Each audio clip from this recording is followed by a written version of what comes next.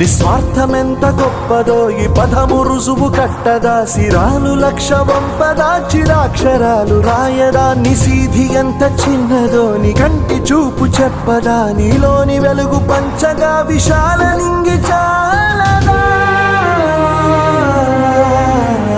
మనుష్యులందు నీ కథ మహర్షిలాగా సాగదా, మనుష్యులందు నీ కథ మహర్షిలాగా సాగదా.